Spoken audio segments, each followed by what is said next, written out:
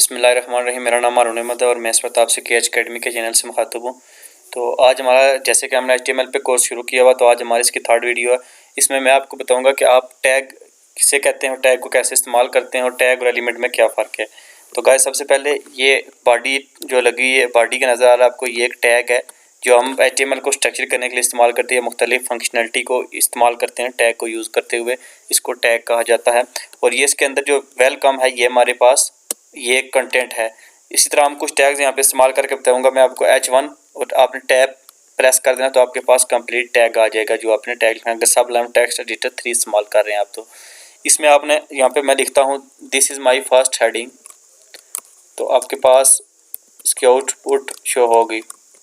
तो ये जो हमारे पास H1 है, ये हमारे पास टैग है और ये भी टैग है, और ये जो इसके अंदर है इसको आप एलिमेंट या कंटेंट कह सकते हैं, जो कि हमारे पास टैग का कंटेंट है, ठीक है। और ये हमारे पास हेडिंग 1 के लिए इस्तेमाल हुआ टैग। तो इसके लिए इसमें के बाद हमारे पास आती है हेडिंग्स, कि आपके पास हेडिंग्स कैसे आप लगाते हैं किसी भी वेबसाइट पेज में। तो हमारे पास डिफरेंट टाइप्स की हेडिंग होती हैं। H1 से लेकर H5 तक हेडिंग है कि आपने हेडिंग करनी होती हैं जो मतलब देते हैं किसी भी पेज में। तो यहाँ पे मैं आपको हेडिंग के टैग यूज़ करके दिखाता हूँ। यहाँ पे आपने H2 का टैग इस्तेमाल करना है, टैब प्रेस करना है, और this is my second heading. ये सेकंड का स्पेलिंग गलत हो गया, मैं इसको करेक्ट कर लेता हूँ।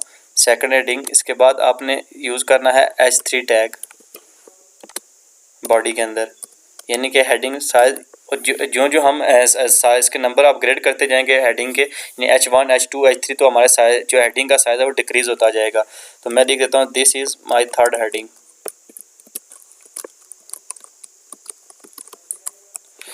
इसके बाद हमारे पास आता है H4 टैग। तो हमारे पास H4 टैग हमको यूज़ करने के लिए H4 लिखें आप, ठीक है।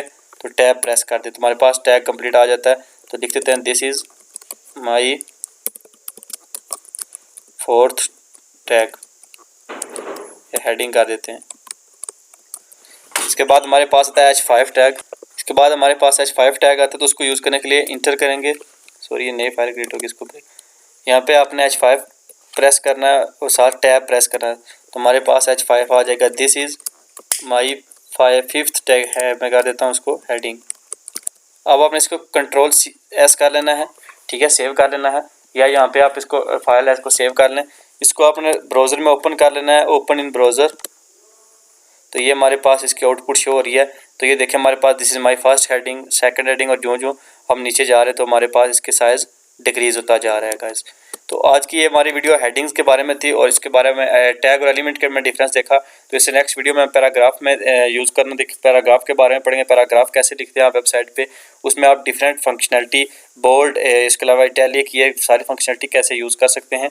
तो इसके लिए हमारे लेटेस्ट वीडियो के लिए हमारे चैनल को सब्सक्राइब करना मत भूलिए, और आने वाले लेटेस्ट वीडियो के लिए प्रेस द बेल आइकॉन, ताकि आपको आने वाले लेटेस्ट वीडियो मिलती रहें। थैंक यू, अल्लाह हाफिज़।